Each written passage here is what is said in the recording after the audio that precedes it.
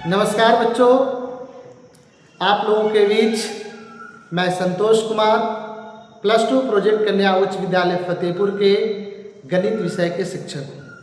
आप लोगों के बीच क्लास 10th के गणित विषय में आज मुख्य इम्पॉर्टेंट जो टॉपिक आप लोग के बीच में है, चैप्टर है, वो है प्यारे बच्चों दो चर वाले रैखिक समीकरण।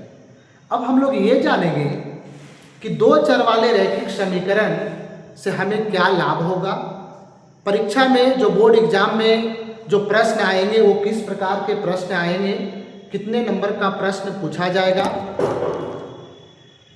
और इस चैप्टर से long question, short question, 1 number का, लघु उत्तरीय, दीर्घ उत्तरीय, क्या क्या सवाल पूछे जाते हैं, उन सारे प्रश्नों पे हम लोग फोकस करेंगे, चर्चा करेंगे।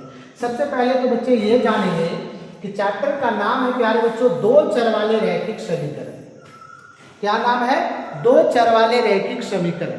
अब इस चैप्टर के बारे में जानने के लिए हमें एक एक पॉइंट पे फोकस करना होगा, एक एक टॉपिक पे हम लोगों के बात करना होगा।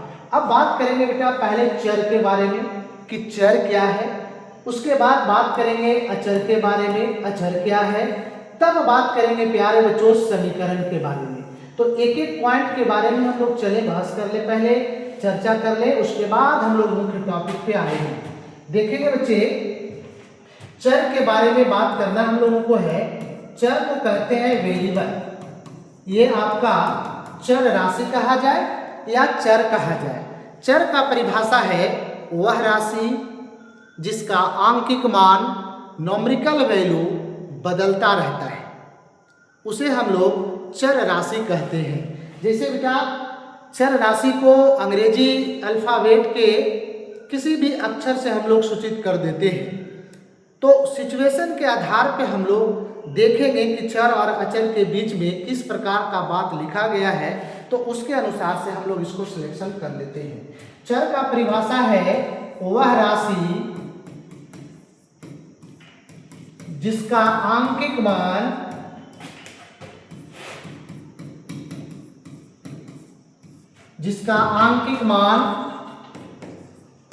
बदलता रहता है, उसे बच्चे चर या चर राशि कहते हैं, चर राशि कहते हैं। इसे अंग्रेजी अल्फाबेट के अक्षरों से सूचित किया जाता है, जैसे x, y, z आदि। इन सारे अक्षरों से हम लोग चर को सूचित करेंगे। तो चर का क्या परिभाषा बताया? वह राशि जिसका आंकिक मान बदलता रहता है उसे हम लोग चर राशि कहते हैं। चर को हम लोग x, y, z आदि से सूचित करते हैं। इसी में अब हम लोग जानेंगे बाबू अचर राशि क्या है, अचर क्या है, जिसको हम लोग कांस्टेंट कहते हैं। ये अचर राशि कांस्टेंट कहता है वह राशि जिसका आंकिक मान नहीं बदलता है, अर्थात नियत रहता है, कांस्टेंट रहता है, उसे हम लोग अचर राशि कहते हैं। इसे हम लोग किसी भी अंक से 2, 4, 6, पाई वगैरह ये सारे क्या है? कांस्टेंट है, अचर है। तो कहेंगे इसका परिभाषा है वह राशि जिसका आंकिक मान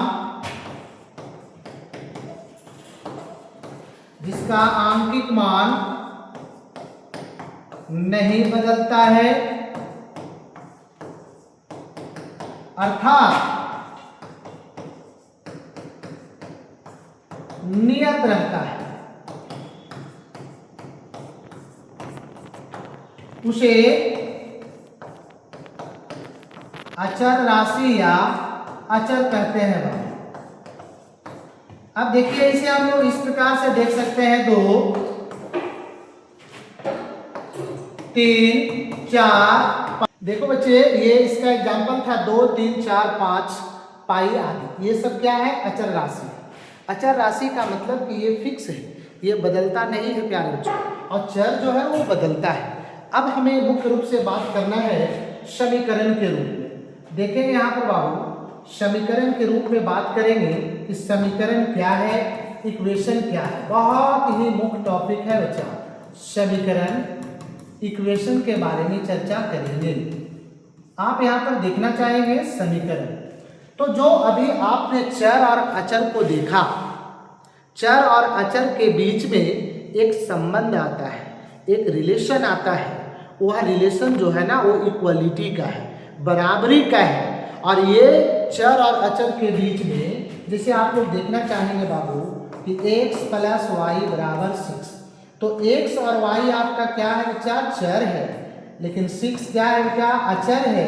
और ये चर और अचर के बीच में एक रिलेशन आया, यह रिलेशन बराबर का है, जिसको हम लोग समानता कह सकते हैं, इक्वलिटी कह सकते हैं, समानता। तो चर और अचर के बीच में अगर बराबरी का संबंध आ जाए तो इस प्रकार से जो रूप बनेगा, जो रिलेशन बनेगा, वह हमारा समीकरण होगा। समीकरण को परिभाषित कैसे किया जाए, बहुत मुख्य पॉइंट है जो हम लोगों को जानना जरूरी है। समीकरण कहता है प्यारे बच्चों, एक चर या दो चरों में, एक चर या दो चरों में, और इससे भी अधिक चर हो सकते हैं, एक चर या दो चरों में समानता का वह संबंध जो चर के नियत मान या मानों के लिए सत्य हो। देखेंगे बच्चे, यहां पे कहा एक चर या दो चरों में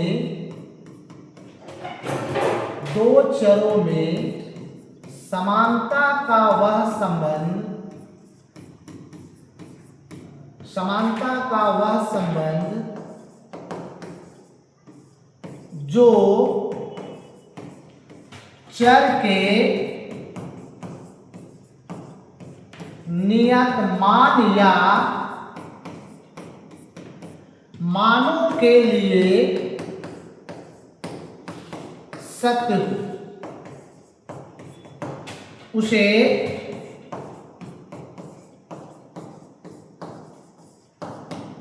समीकरण कहते हैं।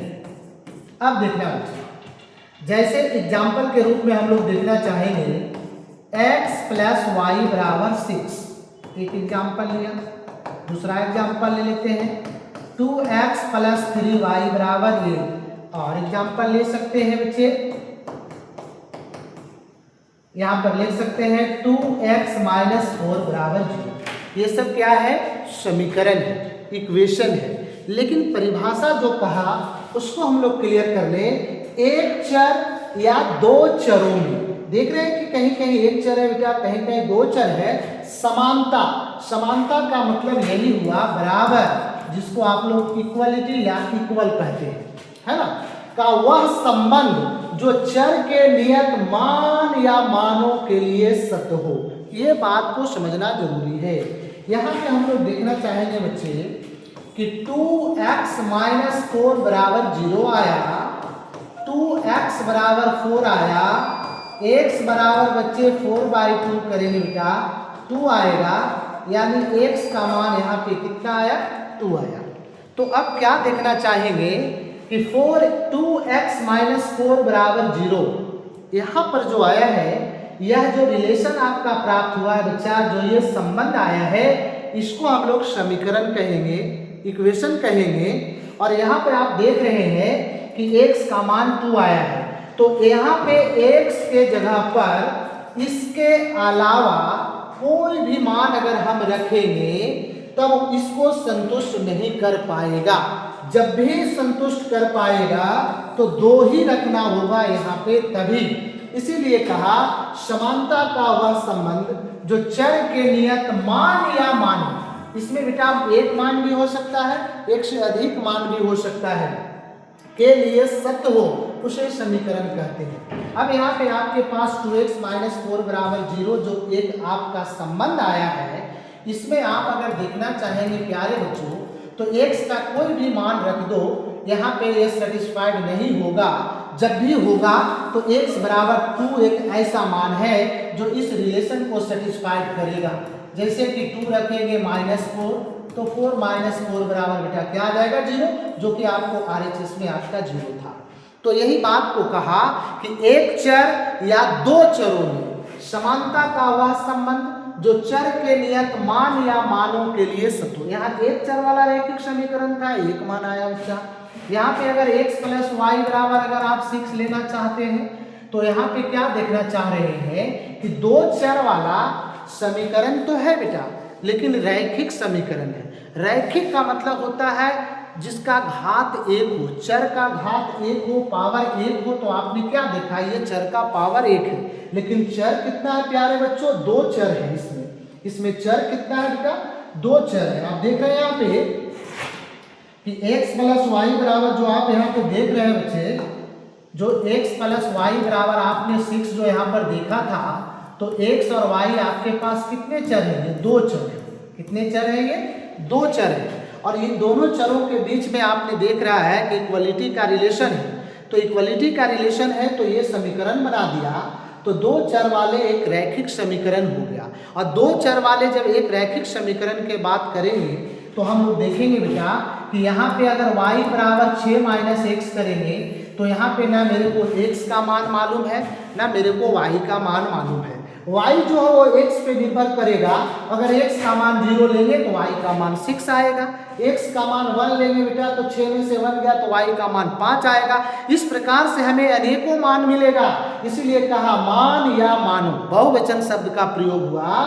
तो समीकरण के बारे में हम लोगों ने देखा कि एक चर या दो चरों में समानता का वह संबंध, बराबरी का वह संबंध जो चर के नियत मान या मानों के लिए सत्य हो। ये प्यारे बच्चों समीकरण का डेफिनेशन हो गया। अब हम लोग आगे देखना चाहते हैं, इसी को हम लोग थोड़ा और स्पष्ट इमेज के साथ आप लोगों को कंप्लीट करेंगे, दिखाएंगे बच्चे। यहाँ पे देखना चाहेंगे, देखो बच्चे यहाँ पे जो आपके पास देखेंगे बच्चे, यहाँ पे जो आप लोगों के बीच में दिखाया गया है या कुछ बताया गया है समीकरण के बारे में बच्चे, अच्छे से इसको आप लोग देखेंगे। यहाँ पे देखेंगे इसको, देखो क्या ये जो बात आप लोगों के बीच में बताया गया है समीकरण के बारे में, स्पष्ट रूप में लिखा गया है परिभाषा। समीकरण वह गणितीय वाक्य होता है जिसमें दोनों पक्षों में कोई समान चिन्ह, इक्वालिटी का चिन्ह, बराबर का चिन्ह होता है, और इसमें एक या एक से अधिक वेरिएबल्स चर होते हैं। इसमें दोनों पक्षों का मान समान होता है। जब हम लोग बराबरी का बात कर ही दिया तो बेटा बराबर का मतलब जैसे कोई तराजू का कार्य अगर करता है तो उसका काम क्या है, बराबर का। दोनों देने के वस्तु को वो क्या करता है, बराबर देता है, समान को बराबर करता है। उसी प्रकार से देखिए, आपको एक डायग्राम बना करके बच्चे आपको आसानी से समझने के लिए यहाँ पे दिया गया है कि समीकरण का अर्थ दोनों पक्षों का मान समान होना चाहिए। जैसे ये मान लो तराजू है, तो तराजू का क्या काम है, दोनों देने के मैटर को बराबर करना। देखो बेटा, इधर आपके पास एक मैटर है, इधर आपके पास एक मैटर है, दोनों के बीच के संबंध को दर्शा रहा है, बराबरी के संबंध को दर्शा रहा है। और इस प्रकार के जो रिलेशन बन रहे हैं उन रिलेशन को हम लोग इक्वेशन कहेंगे, समीकरण कहेंगे। अब प्यारे बच्चों, यहाँ पे भी एक एग्जाम्पल दिया, 2x + 3 = 11। यहाँ पर बच्चा x का कोई खास मान होगा, कोई खास नियत मान होगा जो इस रिलेशन को सेटिस्फाइड करेगा, सारे मान इसको सेटिस्फाइड नहीं करेंगे। तो देखिए यहाँ पे आपके पास x = 4 आया है। जैसे आप LHS में यहाँ पर रखेंगे बेटा, LHS का मान 2x + 3 है, 2x का मान आपने 4 रखा, +3 लाया, तो इधर सिंप्लीफाई करने के बाद प्यारे बच्चों 11 आया और इधर बेटा 11 आया। यानी क्या देखा आपने, दोनों पक्ष को बराबरी कर दिया। और दोनों पक्ष जब बराबर हो गए तब कहना चाहेंगे कि x = 4 जो मान आया ये समीकरण का ये हल होगा, सॉल्यूशन होगा। हल कहने का मतलब है कि वह मान हल होगा समीकरण का जो इस रिलेशन को सेटिस्फाइड कर दे, संतुष्ट कर दे। जो मान समीकरण को संतुष्ट कर देगा वह मान उस समीकरण का हल होगा, सॉल्यूशन होगा। प्यारे बच्चों, इसी प्रकार से इसमें आगे भी देखना चाहेंगे आप लोग, तो कुछ इस प्रकार से चित्र के अनुसार से भी बना करके आप लोगों को दर्शाया गया है। यहाँ पे हम लोगों ने देखा बेटा कि जो मान आपके बीच में आया है x = 4 आया, तो आपने क्या देखा यहाँ पे बराबरी के संबंध में जब देख रहे हैं कि RHS में मान जो आया था वो 11 आया था और इधर जो आपके पास रिलेशन है वो 2x + 3 है और इधर बच्चा 11 है, तो हम लोगों ने यहाँ पर दिखा दिया है एक चित्र बना करके कि 2x + 3 एक LHS का पार्ट होगा और 11 जो होगा वह RHS का पार्ट होगा। तो इन दोनों के बीच में एक मान का चयन किया गया, जिसको निकाल करके चयन किया गया बच्चा, वह देखिएगा आप यहाँ पे। तो जैसे कि 2x + 3 = 11 था, तो x के कौन सा ऐसा मान को रखेंगे जो इस रिलेशन को सेटिस्फाइड कर देगा। तो इसके लिए हम लोगों को सीधा रास्ता है, इसको सिंप्लीफाई कर दो। 2x = 8 आ गया और x = 8/2 आ जाएगा बच्चे, कैंसिल कर दो, 4 आया। तो 4 ही एक ऐसा मान होगा जिसको सेटिस्फाइड करेगा इस रिलेशन को, और हम लोग डायग्राम के आधार पे इसी प्रकार से इसमें दिखाया है, तो अच्छे तरीके से दिखाया है। इसको आप लोग और क्लियर कर लेंगे, देखेंगे आगे का जो टॉपिक है प्यारे बच्चों वो ये, इसमें टॉपिक में बात ये कहा है कि दो चर वाले रैखिक समीकरण के सेट ग्राफीय विधि से स्पष्ट। सबसे पहला बात तो ये है ना कि दो चर वाले रैखिक समीकरण के बारे में हम लोगों को क्लियर करना है। दो चर वाले रैखिक समीकरण का डिफिनेशन हम लोगों को क्लियर करना है। ये जो आपने देखा अभी ना, वो चर था, अचर था, समीकरण था, लेकिन अब हम लोग बात करेंगे प्यारे बच्चों दो चर वाले रैखिक समीकरण। दो चर वाले रैखिक समीकरण के बारे में चर्चा करेंगे। सबसे बड़ी बात तो यह है क्या कि रैखिक समीकरण क्या होता है, पहले यहाँ के टॉपिक को समझ लिया जाए। तो समीकरण तो आप लोगों ने देखा, रैखिक का मतलब जैसे x + y बराबर अगर बच्चा 10 कर दिया, तो ये कौन से समीकरण है, समीकरण है या नहीं है। तो स्पष्ट कहेंगे कि सर चर और अचर के बीच में बराबरी का संबंध है, तो यह रिलेशन प्यारे बच्चों समीकरण है। लेकिन सर कैसा समीकरण है, तो देखेंगे प्यारे बच्चों रैखिक समीकरण है। क्या गारंटी कि ये रैखिक समीकरण है, तो देखेंगे बेटा चर के बीच में हमारे पास जो घात है, पावर है, वह 1 है, और जो चर का पावर 1 होता है जिस समीकरण में, उस समीकरण को हम लोग रैखिक समीकरण कहते हैं प्यारे बच्चों, लीनियर इक्वेशन कहते हैं। ये हमारा रैखिक समीकरण हो गया। अब सवाल आता है दो चर वाले, तो रैखिक समीकरण तो प्यारे बच्चों एक चर का भी हो सकता है, दो चर का भी हो सकता है, एक से अधिक चर का हो सकता है। लेकिन जब यहाँ पे स्पेशल टॉपिक की जब बात किया है चैप्टर का, दो चर वाले रैखिक समीकरण, मतलब चरों की संख्या 2 ही होनी चाहिए और दो चर वाले को ही हम लोगों को स्टडी करना है इस चैप्टर में। तो देखना है कि दो चर वाले रैखिक समीकरण क्या है।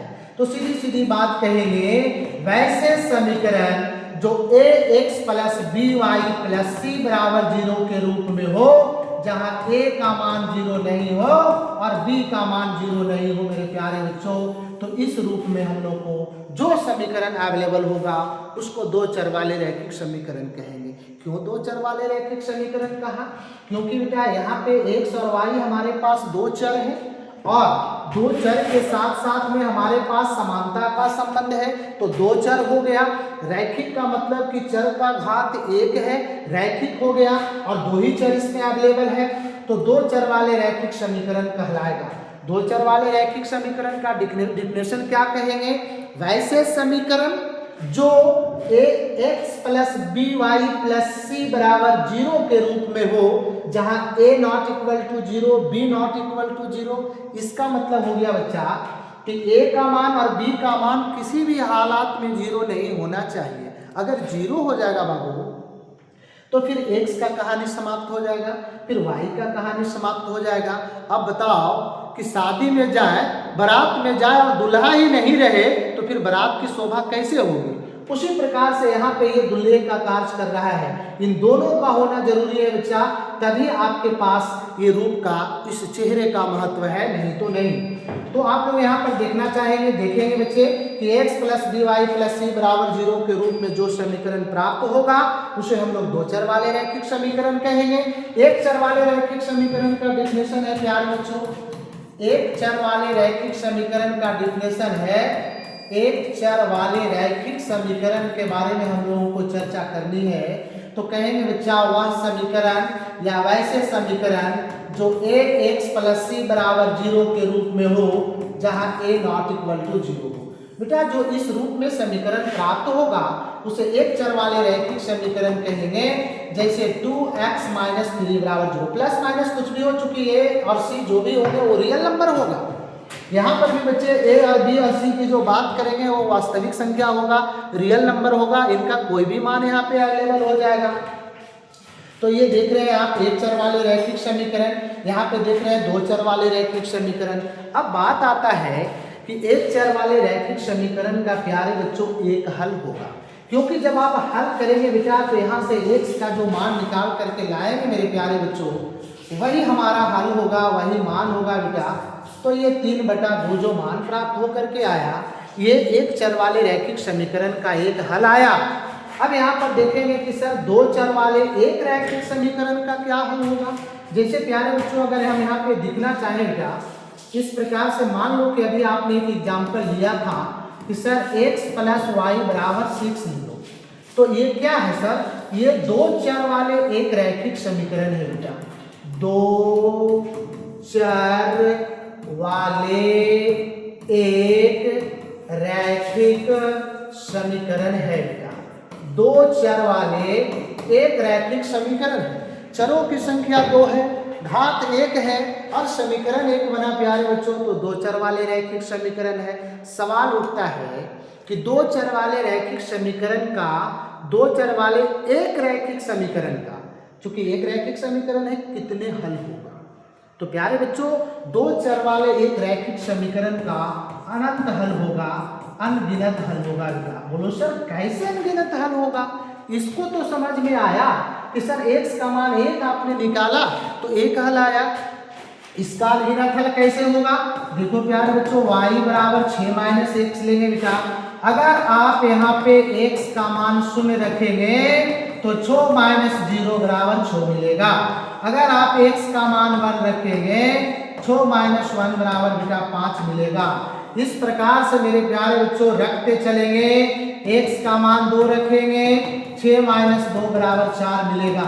मान को रखेंगे और रखते चले जाएंगे, मान मिलता चला जाएगा, रखते चले जाएंगे, मान मिलता चला जाएगा। यानी कहने का मतलब है कि यहाँ पर y बराबर 6 माइनस x जो रिलेशन बना है, इसमें x जो है वो स्वतंत्र मान है और y जो है वह प्रतंत्र मान है। यानी कहना यह है कि x का मान हम रखते चले जाएंगे, y का मान मिलता जाएगा। इस प्रकार से x के हम अनगिनत मान को रखेंगे तो y के बच्चे अनगिनत मान मिलेंगे।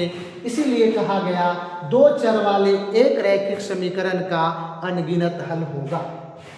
अब यहाँ पे देखेंगे बच्चे कि दो चर वाले तो आपने तय कर दिया सर। अगर आपके पास बात ये रहे कि दो चर वाले दो रैखिक समीकरण रहे तो क्या स्थिति होगा। देखो बेटा दो चर वाले अगर मान लो बेटा कि x प्लस वाई बराबर 6 है और x माइनस वाई बराबर 2 है, ये फर्स्ट मान लो, ये सेकेंड मान लो, तो दो चर वाले दो रैखिक समीकरण हो गए। और दो चर वाले दो रैखिक समीकरण के कितने हल होंगे, तो दो हल होंगे। ये क्या कंडीशन है सर कि दो हल होंगे। देखो बच्चे ये आपका सेम है, तो इस प्रकार से जब मैटर आ गया प्लस माइनस का तो जोड़ देंगे, ये दोनों कैंसिल होगा बच्चा, एक से x कर देंगे 2x, 6 2 8 हो जाएगा। x बराबर यहाँ से निकालेंगे बाबू तो 8/2 यानी कि 4 आ जाएगा। x का मान आपका बच्चा 4 आ गया। अब इस मान को समीकरण 1 या 2 किसी में पुट कर दो तो क्या कहेंगे बच्चे, यहाँ पर शॉर्ट की बात करेंगे बेटा तो समीकरण 1 से देखेंगे बाबू x प्लस वाई बराबर 6, x का मान आप यहाँ पर 4 रखो, y बराबर 6, यहाँ पे बच्चे आप आ जाएंगे तो y बराबर आपके पास 6 माइनस 4 आ जाएगा, यानी बच्चा y का मान 2 आया। तो क्या देखना चाहेंगे यहाँ पर बेटा, अतः हल x बराबर 4 y बराबर 2, इसके दो ही मान प्राप्त होंगे। अब ये भी जांच करके आप देख लेना कि जो ये दो मान प्राप्त होके आया है क्या ये समीकरण का हल है या नहीं है। तो बच्चे इसको भी चेक कर लेंगे हम लोग, जांच जिसको कहते हैं बेटा, जांच कर लेना, जांच कर लेना। देखना बच्चा x प्लस वाई बराबर 6, बेटा x का मान 4, y का मान 2 बराबर 6 बराबर 6। इसका मतलब है कि 4 और 2 इस समीकरण का हल है। फिर इसमें भी चेक करना चाहेंगे बेटा तो चेक कर लेना, x माइनस वाई बराबर 2, x का मान 4 है बेटा, y का मान 2 बराबर 2, 2 में से 2 गया 2। यानी कहने का तात्पर्य यह है कि ये दोनों समीकरण को यह दोनों मान सेटिस्फाइड करता है, संतुष्ट करता है। तो ये दोनों मान, ये दो चर वाले दो रैखिक समीकरण का हल होगा, सॉल्यूशन होगा। अब प्यारे बच्चों आगे आप देखना चाहेंगे यहाँ पर, चलो बच्चों देखेंगे यहाँ पर बेटा कि ये जो बात आप लोगों के बीच में आया है ना, दो चर वाले रैखिक समीकरण के शर्त ग्राफीय विधि से स्पष्ट। थोड़ा और इसके बारे में हम लोग थोड़ा सा जान ले बेटा। क्या जान ले कि सर ये दो चर वाले जो रैखिक समीकरण होते हैं ना, इसको हल करने का कितना विधि है। तो दो चर वाले जो रैखिक समीकरण है बेटा, ये दो चर वाले जो आपके बीच में रैखिक समीकरण दिया गया है प्यारे बच्चों, रैखिक समीकरण है बेटा, इसको हल करने का प्यारे बच्चों दो विधि है बेटा। ठीक है, एक को हम हल करेंगे बेटा बीजीय गणितीय विधि से, बीजीय विधि से या बीजीय गणितीय विधि से। ठीक है, या बीज गणित कहा जा सकता है, और दूसरा बेटा आलेखीय विधि से, आलेखीय विधि से, या आलेखीय कहिए या आलेख कहिए, आलेखीय विधि से। तो आप यहाँ पर ये देखना चाहेंगे बेटा कि बीजीय गणित से हल करने के लिए दो चर वाले रैखिक समीकरण का, दो चर वाले दो रैखिक समीकरण का 5 विधि है बेटा। 5 विधि है, जिसमें आप लोग विधि के बारे में देखेंगे तो फर्स्ट का नाम हम लोग दे देंगे बेटा प्रतिस्थापन, प्रतिस्थापन विधि। फिर प्यारे बच्चों अगला का विधि का नाम देंगे बेटा तो कहेगा लुप्तीकरण विधि, एलिमिनेशन मेथड। फिर आगे का बात करेंगे बेटा तो आ जाएगा वज्र गुणन विधि, वज्र गुणन विधि, ये बेटा क्रॉस मल्टीप्लिकेशन मेथड हो गया। इसी में प्यारे बच्चों 4 का आते हैं बेटा अनुपात निर्णय विधि, अनुपात निर्णय विधि कर देंगे प्यारे बच्चों, अनुपात निर्णय विधि है बेटा। ठीक है ना, रेशियो मेथड कहा जा सकता है। तो प्रतिस्थापन हो गया बेटा, लुप्तीकरण हो गया, वज्र गुणन हो गया, अनुपातिक हो गया। और इसके बाद प्यारे बच्चों एक विधि और है जिसको हम लोग ये कहेंगे बेटा प्रतिस्थापन, लुप्तीकरण, वज्र गुणन विधि, अनुपात निर्णय विधि। एक विधि को हम लोग नाम जानते हैं, प्रतिस्थापन तो कर ही दिया, लुप्तीकरण कर ही दिया, वज्र गुणन कर ही दिया, अनुपात कर ही दिया। एक और विधि है बेटा, पांचवा विधि भी इसमें बेटा शामिल है। पांचवा विधि आपका हो गया तुलनात्मक विधि, तुलनात्मक कंपैरिजन मेथड है ना, तुलनात्मक विधि। अब ये पांचों विधि के बारे में अलग अलग तरीके से स्पष्ट करते हुए आप लोगों को डिटेल्स में बताया जाएगा, प्रत्येक विधि के बारे में बताया जाएगा और इनसे संबंधित प्रश्नों को भी हल किया जाएगा। अगला बेटा आलेखीय विधि, आलेख विधि के माध्यम से इसको हम लोग हल करेंगे। कोई भी इक्वेशन दिया रहेगा उसका सॉल्यूशन हम लोग आलेख विधि से हल करके निकालेंगे। अब यहाँ पे आप देखना चाहेंगे बच्चे, देखिए ये क्या दिया गया है कि सर दो चर वाले आपके पास दो रैखिक समीकरण है बेटा, दो रैखिक समीकरण का समान रूप हो गया a1x plus b1y plus c1 बराबर 0। दूसरा लिया a2x plus b2y plus c2 बराबर 0। क्या देख रहे हैं बच्चे, a1 जो है ना वो x के बगल में है, b1 जो है वह y का बगल में है, c1 जो है वह कांस्टेंट है। x के बगल में a2, y के बगल में b2 और c2 बेटा ये कांस्टेंट है। तो आप यहाँ पर देखना चाहेंगे बच्चे,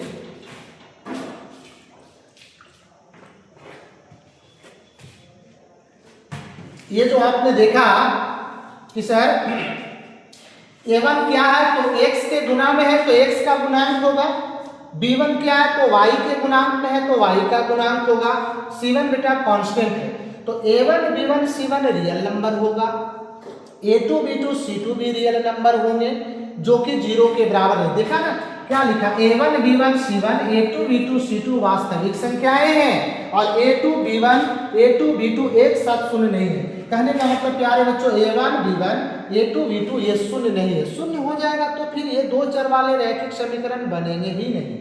तो ऐसे स्थिति में बेटा ये दो चर वाले दो रैखिक समीकरण को हल करने का विधि एक ग्राफीय विधि है और एक बीजीय विधि से हम लोग हल करेंगे।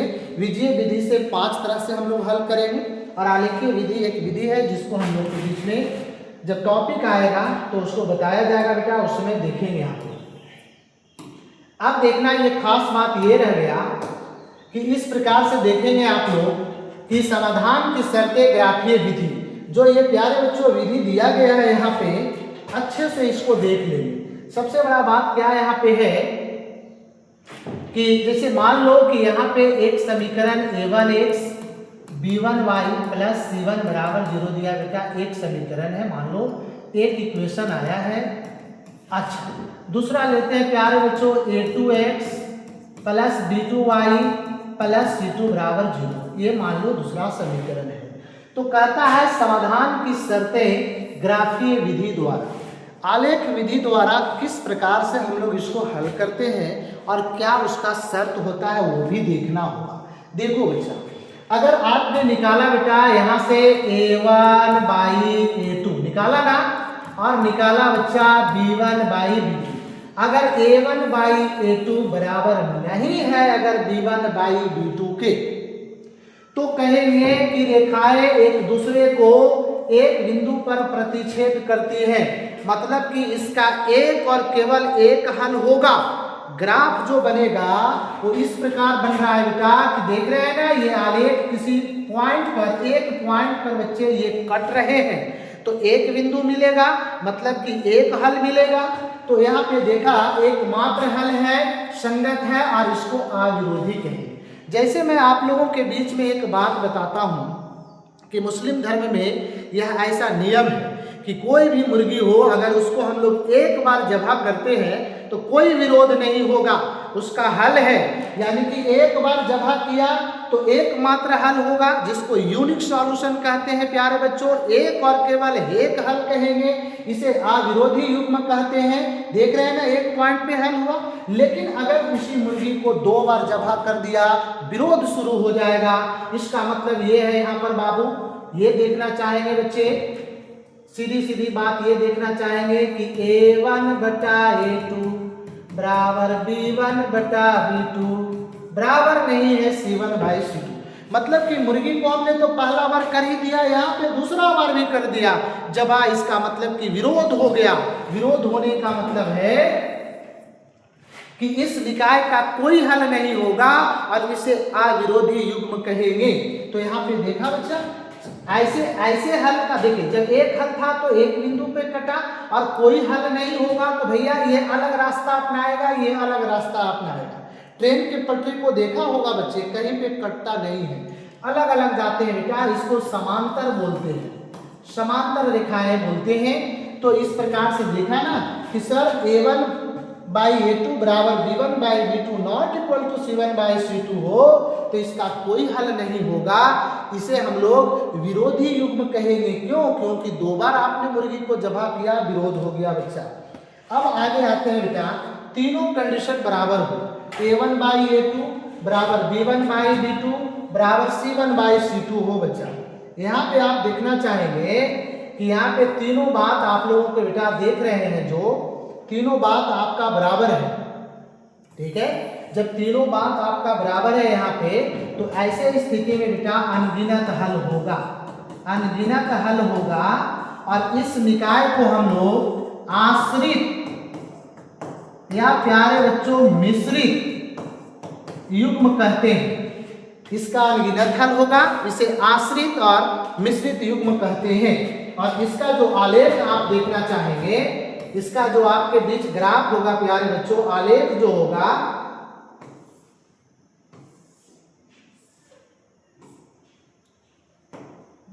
चलिए देखिए इसी को। यहाँ पे 3 तरह की बातें आप लोगों के बीच में दिया गया है कि A1 by A2 not equal to B1 by B2, तो रेखाएं प्रतिच्छेद करती हैं। एक हल होता है, इसको हम लोग यूनिक सॉल्यूशन कहते हैं। a1/a2 बराबर b1/b2 not equal to c1/c2। तो आपने देखा कि रेखाएं समांतर होती है और इसका कोई हल नहीं होता है, इसे अविरोधी युग्म कहते हैं। और तीनों कंडीशन में जब ये बराबर है तो रेखाएं एक दूसरे पे चढ़ा रहता है। एक रेखा ये बेटा, दूसरी रेखा भी इसी पे आकर के चढ़ा रहता है, जिसको हम लोग संपाती बोलते हैं। ठीक है, ये संपाती हो गया। इसका अनगिनत हल होता है, अनंत हल होता है। तो आपने देखा कि सर दो चर वाले दो रैखिक समीकरण को ग्राफीय विधि के रूप देने के लिए 3 प्रकार की शर्तें आया, जिसमें फर्स्ट बात आपने देखा कि सर अगर एक बार मुर्गी को जबा किया तो एक हल होगा, कोई विरोध नहीं होगा, ये रेखाएं दोनों प्रतिच्छेद करेगी। यहाँ पर प्यारे बच्चों दूसरी बार में हम लोगों ने कट किया तो यहाँ पे विरोध हो गया, इसका मतलब इसका कोई हल नहीं होगा। इस रेखा का आलेख जो होगा प्यारे बच्चों एक दूसरे के समानांतर होगा। यहाँ पे प्यारे बच्चों तीनों कंडीशन बराबर का आ गया। इसमें अनगिनत हल होगा, अनंत हल होगा, और यहाँ पे जो आपका इसका ग्राफ आएगा वो एक दूसरे के संपाती होगा, मतलब दो रेखाओं का आलेख जो होगा एक दूसरे पे चढ़ा हुआ होगा, एक दूसरे को संपाती कहेंगे इस प्रकार की रेखाओं को। प्यारे बच्चों यहाँ पे आपने देखा ना कि a1 b1 c1 फर्स्ट समीकरण का गुणांक हो गया, a2 b2 c2 भी यहाँ पे गुणांक हो गया, यानी कि x y का गुणांक है और c1 और c2 कांस्टेंट है। और x y को आप लोग चर देख रहे हैं। अब आगे आप लोग यहाँ पर देखेंगे क्या कि दो चर वाले रैखिक समीकरण युग्मों को हल करने की विधि। तो आप लोगों के बीच में अभी पहले ही इसके पहले हमने विधि के बारे में चर्चा कर चुका था कि इसको सर हम लोग किस प्रकार से हल करेंगे। तो देखिए कुछ विधियां दिया है, प्रतिस्थापन, विलोपन, आलेखीय विधि। आप लोगों के बीच में 5 विधि का चर्चा किया। कौन कौन किया जरा बताओ। पहला कहा था आप लोगों के बीच में, आगे पीछे विधि का नाम होगा कोई दिक्कत नहीं है, लुप्तीकरण है, वज्र गुणन है, अनुपात निर्णय है। फिर इसके बाद प्यारे बच्चों आपने देखा यहाँ पे आपने प्रतिस्थापन को देखा, सब्स्टिट्यूशन मेथड जिसको कहते हैं। इस प्रकार से प्यारे बच्चों क्रॉस मल्टीप्लिकेशन मेथड आ गया, वज्र गुणन आ गया। तो इस तरह के विधियों से हम लोगों ने देखा यहाँ पे कि प्रश्नों को हल किया जाता है, और इन सारे विधियों से प्रश्नों को हल करेंगे। देखेंगे आप यहाँ पे प्रतिस्थापन विधि से बेटा इस प्रश्न को हल किया गया है। प्रतिस्थापन का मतलब ये होता है कि एक मान निकाल करके दूसरे में रख दो, ये प्रतिस्थापन हो गया। जैसे कि आप यहाँ पे देखना चाहेंगे कि सर आपके पास एक सवाल है, x + y = 5 बेटा और x - y = 1। अब इसको हल करने का अलग से कई तरीके हो सकते हैं। जैसे कि आप लोग यहाँ पर देखना चाहेंगे कि सर x + y = सर आपके बीच में 5 है। आप यहाँ से सर y का मान निकाल लो 5 - x, और ये y का मान बेटा समीकरण 1 में रख दो। जैसे कि आपने देखा x - y = 1, x - y का मान 5 - x = 1। इसको बाई फर्स्ट कर दो, यहाँ पर मान लो इसको फर्स्ट। अब इसको हल कर दो तो x आपका बच्चा 2x हो गया, ये 1 बेटा, और -5 को इधर करेंगे +5 आ जाएगा। यानी कि आपने देखा 2x = 6 है, x = 6/2 प्यारे बच्चों 3 आ गया। x का मान आपने 3 निकाल लिया, और इस मान को बेटा यहाँ पर आप रख दीजिएगा तो y का मान निकल जाएगा। सारे बात को हम लोगों ने यहाँ पे जिक्र कर दिया है। समीकरण 1 से देखो बाबू निकाल दिया 5 - y, और ये इस x के मान को समीकरण 2 में हम लोगों ने रख दिया यहाँ पे। यहाँ से y का मान प्राप्त हो गया बेटा, और y का जब मान प्राप्त हो गया तो इसमें हम लोग रख दिया तो x का मान प्राप्त हो गया। अब जांच करना चाहेंगे कि सर ये दोनों जो आंसर आया है x = 3 और y = 2, क्या ये आंसर इस दोनों समीकरण का हल है? तो देखो यहाँ पर चेक किया गया x + y, x का मान 3, y का मान 2 रखा बेटा 5 आ गया, जो कि आपको RHS में 5 था। x - y का मान यहाँ पे 1 है बच्चा, x का मान 3, y का मान 2 रखा, आपका 1 आ गया। इसका मतलब गुड, इसका मतलब सही है। तो क्या देखा आपने कि सर इस प्रकार के दो चर वाले ये दो रैखिक समीकरण थे।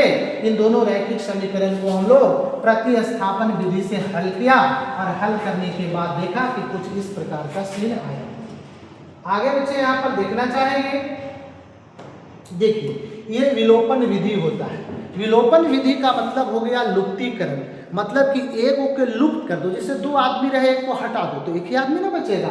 यही देखिए बेटा यहाँ पर काम किया गया कि 2x + 3y = 12, 4x minus 3y बराबर 6। देखिए बच्चा यहाँ पे समीकरण 1 और 2 है। 1 और 2 को क्या किया गया, देखिए जब एक ख्याल रखना बेटा कि 2 में 1 को जब हटाना रहे, ये बहुत इंपॉर्टेंट विधि है और अधिकांशतः प्रश्न इस विधि से हम लोग बनाते हैं। तो देखना बच्चा ऊपर प्लस और नीचे माइनस रहे तो जोड़ने का कार्य करना प्यारे बच्चों, और अगर नीचे माइनस ऊपर प्लस रहे तो भी प्यारे बच्चों जोड़ने का कार्य करना बेटा। देख रहे अल्टरनेट चिन्ह, एक प्लस एक माइनस तो जोड़ने का काम, माइनस प्लस तो जोड़ने का काम। प्यारे बच्चों अगर सेम सेम चिन्ह आ जाए तो कर देना प्यारे बच्चों घटाने का काम। ऊपर ऊपर भी सेम सेम रहे प्यारे बच्चों क्या कर देना घटाने का काम। ये कंसेप्ट अगर मालूम है तो क्लियर। देखिए ऊपर प्लस माइनस दोनों में कोई एक को सेम करो, ये दोनों सेम है बेटा, जोड़ने पर ये कट गया तो क्या देखा 4 और 2 6 आएगा, ये तो कट ही गया आपका 12 6 18 बेटा। x का मान निकाला 3 आया। अब ये x का मान जो 3 आया वो समीकरण 1 या 2 किसी में पुट कर दो, वहां से y का मान आ जाएगा। देखो x बराबर 3 समीकरण 1 में रखने पर तो क्या देखा बच्चा यहाँ पे, देखिए सारे का मान प्यारे बच्चों यहाँ पे रखा, रखने के बाद y का मान कितना आ गया 2 आ गया। तो x का मान आपका बच्चा 3 आया और y का मान 2 आया। अब जांच लो कि वास्तव में ये आंसर मेरा सही है या गलत है बेटा। तो देखेंगे यहाँ पर 2x प्लस 3y, 2 बेटा x का मान 3 रखो 6 आ गया, 3y का मान 2 रखो 6 इज इक्वल टू 12 आ गया, जो कि आपको RHS में सही दिया है। 4x माइनस 3y 4, x का मान 3 रखेंगे बच्चा 12 आएगा, 3 यहाँ पे 2 रखेंगे 6 आएगा, 12 में से 6 गया 6, यानी कि ये भी सत्य है। इसका मतलब ये है कि दोनों ये दो चर वाले रैखिक समीकरण को आपने जब देखा, इसको विलोपन विधि से, एलिमिनेशन मेथड से, इसी को हम लोग लुप्तीकरण कहते हैं प्यारे बच्चों, लुप्त कर देना, एक को लुप्त करके। और चलिए बच्चों, तो आपने प्रतिस्थापन को देखा, प्रतिस्थापन विधि को आपने देखा बच्चा। इसके बाद आपके बीच में और सारा विधि है, दो विधि को आप लोगों के बीच में चर्चा कर दिया हम लोगों ने देखा। एक प्रतिस्थापन को चर्चा किया और एक लुप्तीकरण को चर्चा किया। चलिए जो टॉपिक अब तक पढ़ा हम लोग उसको समरी कर लेते हैं। चैप्टर का नाम क्या पढ़ा आप लोग बच्चा? चैप्टर का नाम आप लोगों ने पढ़ा सर दो चर वाले रैखिक समीकरण, दो चर वाले रैखिक समीकरण। समरी कर लिया जाए तो दो चर वाले रैखिक समीकरण में आपने क्या देखा बेटा, चर क्या है, अचर क्या है, इसके बाद आपने देखा समीकरण क्या है, फिर समीकरण के बाद आपने देखा बच्चा रैखिक समीकरण क्या है, रैखिक समीकरण के बाद मेरे प्यारे बच्चों देखा आपने सर दो चर वाला रैखिक समीकरण क्या है। ये सारे को स्पष्ट करते भर में आप लोगों ने यह देखा कि सर किस प्रकार से एक चर वाले रैखिक समीकरण का जो जनरल रूप होता है वह ये होता है सर, एक चर वाले रैखिक समीकरण का बेटा, एक चर वाले रैखिक समीकरण का रूप हो गया, एक चर वाले रैखिक समीकरण का रूप हो गया। फिर प्यारे बच्चों इस तरह से आप देखना चाहेंगे यहाँ पर बाबू कि sir a1x plus b1y plus c1 बराबर 0। ये जो आपने देखा बेटा ये दो चर वाला एक रैखिक समीकरण है, दो चर वाला है बेटा। फिर इसी को आपने a2x plus b2y plus c2 बराबर 0 लिया तो ये प्यारे बच्चों दो चर वाले दूसरे रैखिक समीकरण हो गया। इन दोनों रैखिक समीकरणों को हल करने के लिए दो विधि आपके पास मौजूद था।